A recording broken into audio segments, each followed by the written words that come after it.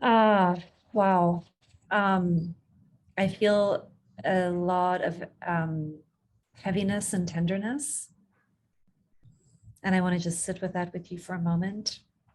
You know, there's a lot in your voice right now of how much this means to you, how much you're feeling, the grief, the urgency, the outrage, the frustration, the helplessness, right? There's just so much complexity in these moments. It's hard for us sometimes to know how to hold all of that.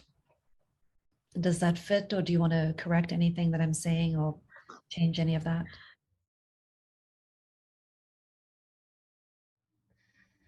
Yeah, and I think I'm just picking up on a lot of overwhelm.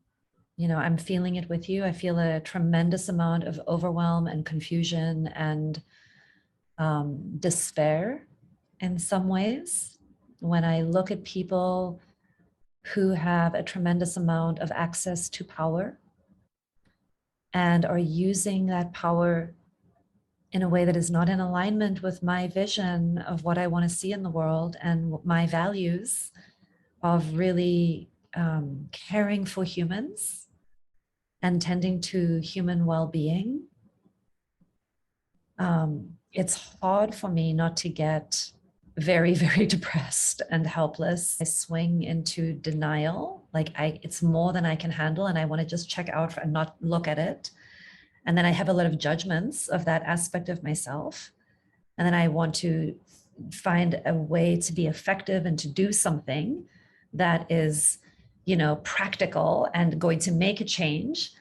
And then when I look at where I do and don't have power, I sometimes wonder, what does that even look like? And I'm hearing you say some of this. I mean, you're in Russia, you're looking at atrocities that are happening around you. And I'm hearing you say that you've got this desire, like this wish that I think many of us have, like, if only we could get these people to speak NVC or be nonviolent or share our values or do it differently. Like there's this aspect of wanting to insert something into people that we think might be helpful and feeling completely powerless to do that.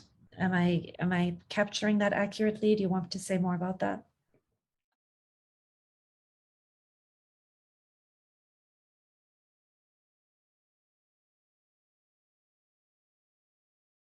Okay.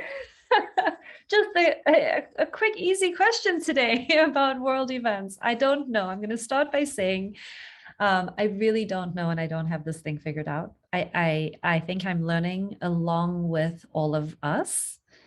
That said, here are some random ideas, and I would invite everybody who wants to weigh in via chat to go ahead and add your ideas and your perspectives and your opinions. I'm going to share my very ill-formed and sort of works in progress. I sometimes feel like we're building the plane while flying, as they say. Like, I don't know that we have it figured out, but here's some random things. I wrote about this a little bit yesterday, but I can extend a little bit. Like, where we are right now makes a lot of sense because we've been living in domination systems, and we've been living in systems that normalize violence as sort of an unquestionable thing that just is going to keep happening.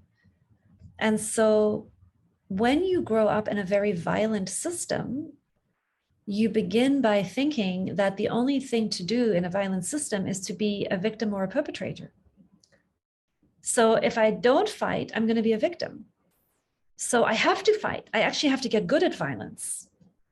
And if I want to survive, I have to get good at violence. I learn to enjoy violence, and I see it as a way of surviving me, right? And what I care about.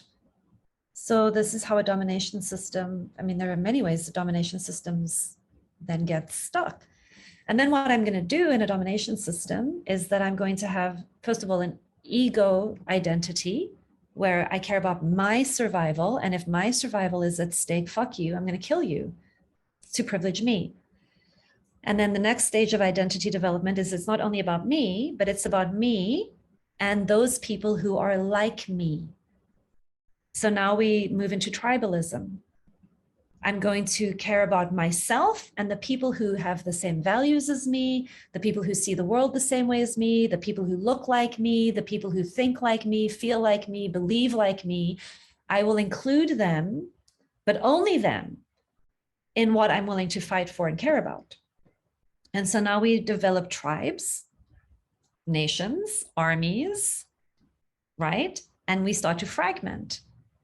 And so this stage of identity is a very ethnocentric stage of identity where we, the people who are like me, humans will see those people as the good people. And the people who are not like me and don't think like me and don't want to work like me, we will see them as the bad people. This is just basic human psychology. So the people who are good are the people who are like me, and the people who are bad are the people who are not like me. And then if you're in a domination system, and you are growing up in cycles of violence and you take that as an unquestionable reality that we're not going to do anything about, then what we need to do is the good people who are like me need to be more powerful than all of those other bad people who are not like me. And then we get on with the business of trying to hoard as much power as we can for us, right? So we start collecting nuts and hoarding so that we have more. And power, I know many of you have heard me talk about this, but power is internal power and external power. So power, the way I'm defining power today is access to resources. Whoever has more access to resources has more power. And whoever has less access to resources has less power. And then resources can be internal resources and external resources. So in structures and systems and societies, external resources are like access to a military force, access to decision-making, the decider, the person who gets to decide and then is able to get other people to obey with their decision has infinitely more power. Okay, so leaders of countries who can say, go and kill, otherwise I will kill you, have a different kind of power than the person in the military who also has tremendous power, but it is not structural power. They don't have structural power, but they have ethical power, individual power, moral power, whatever it is, however you want to think about that, because each of those people then gets to decide yes or no.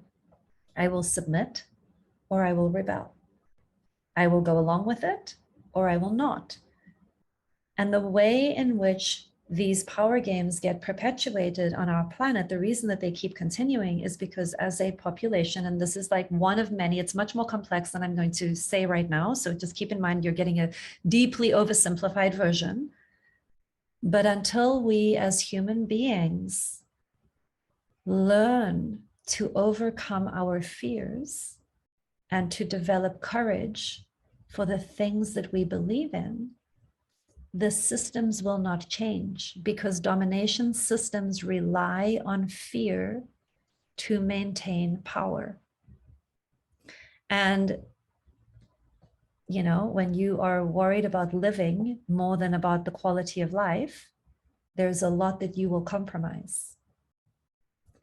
And I mean, I think one of the reasons why so many people are looking at the president of Ukraine with so much admiration and hero worship is because he is an example right now of somebody who is willing to die for something that he believes in and is not going to allow his fear of death to compromise his values.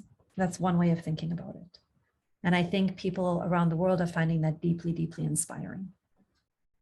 And back to the personal in each of our lives, and Zhenya, for you, right, is this question of like, how do we find hope in times like these when we do not have our finger on the button of a nuclear weapon? We do not have access to an army that we can say, you know, and maybe we wouldn't want to either, because maybe that's not even in alignment with how we would want to do things, right? But I think there is an invitation right now to be getting deeply connected to what it is that you believe in, who you want to be, and what you want to stand for. And then getting very honest with ourselves about where our fears will lead us to behave in ways that are not in alignment with our values. And to put a really fine point on it, especially given everything going on in the world right now, the question is, what are you willing to die for, if anything? If anything, and maybe you're not, and I'm not here to tell you what your values should be or that you should be willing to die for something. I don't even have that as a belief, but these are the questions that we're being asked to examine.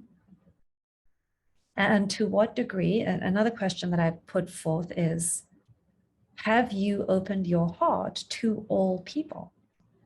Or are you still stuck in an ethnocentric sense of identity, which, you know, is one of the roots of genocide? Because if it's only the good people who matter and the other people out there who are not like me don't matter, and those people, the solution to the problems is to get rid of those people, that is thinking that you can find in almost every human being on the planet. If we could just get rid of those people, the world would be better. These are the psychological roots of genocide.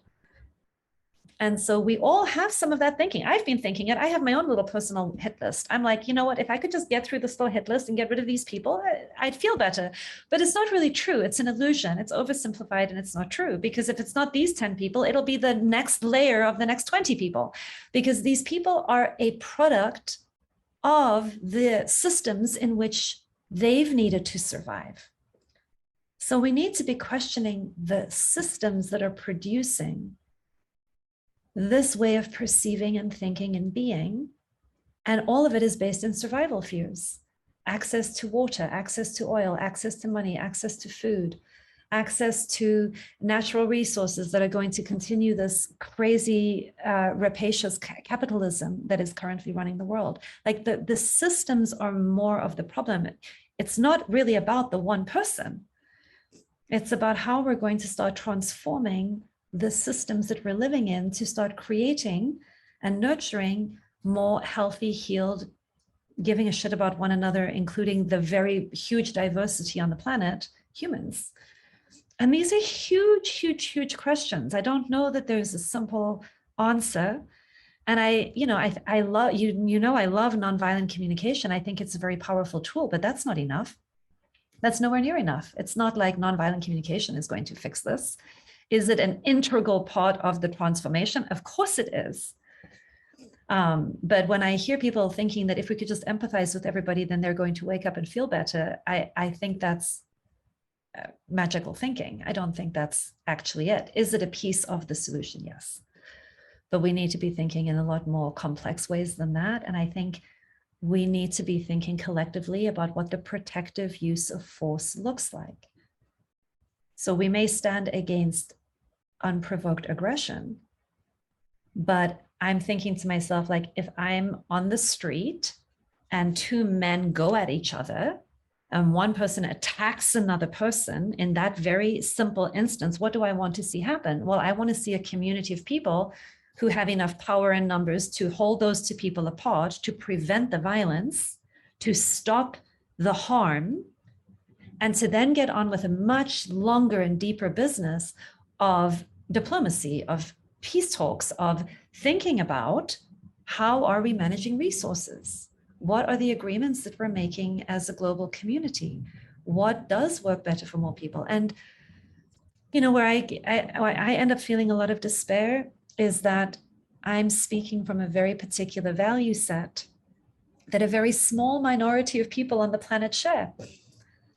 And most people, and I don't know, maybe most is wrong. I don't know what the numbers are. I don't actually know, but many people think it's far more practical to simply play the game of violence and to accumulate resources so that you can win and survive. How are you feeling hearing all that?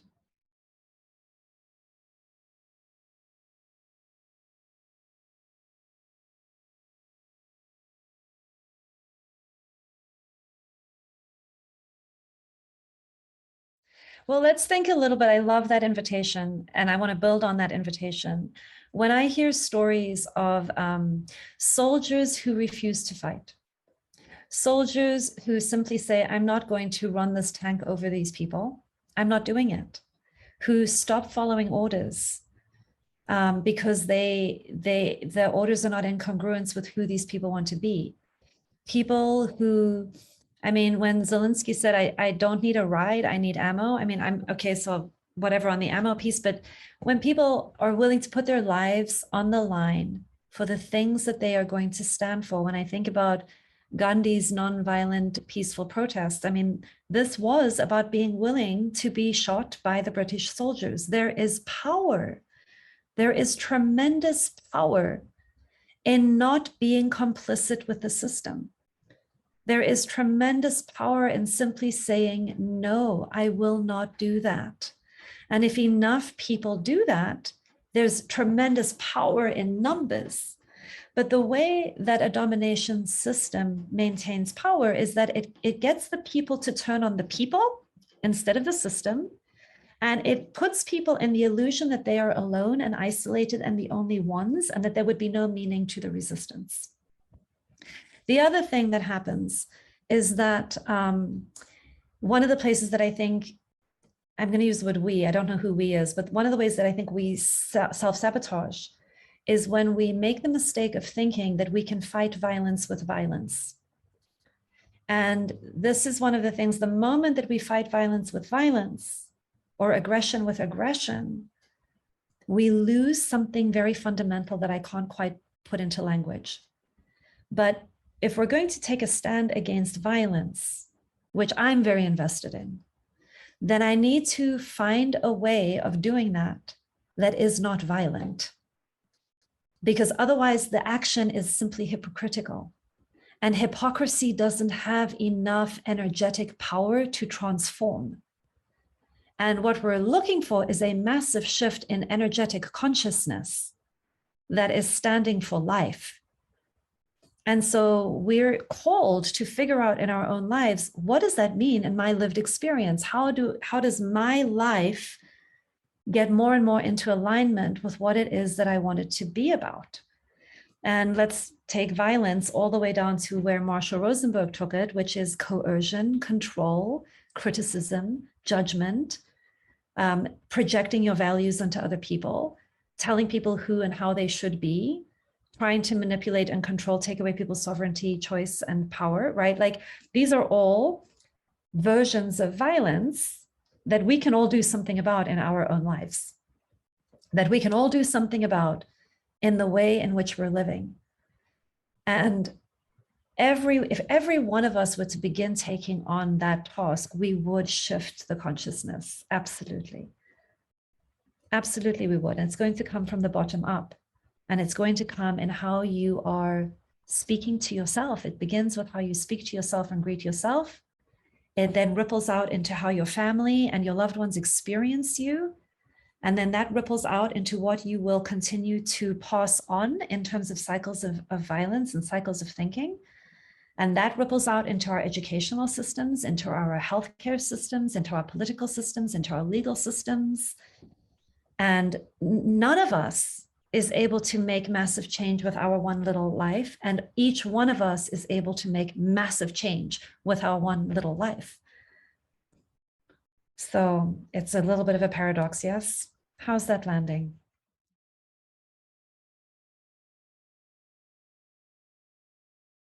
So one of the things you did today that I would say is transformative and that I want to highlight for you and people on the call is bringing up the subjects that matter, talking about the things with vulnerability and emotion, bringing our feelings and what we care about into the forefront, allowing people to see how deeply it's impacting us. That's a piece of it.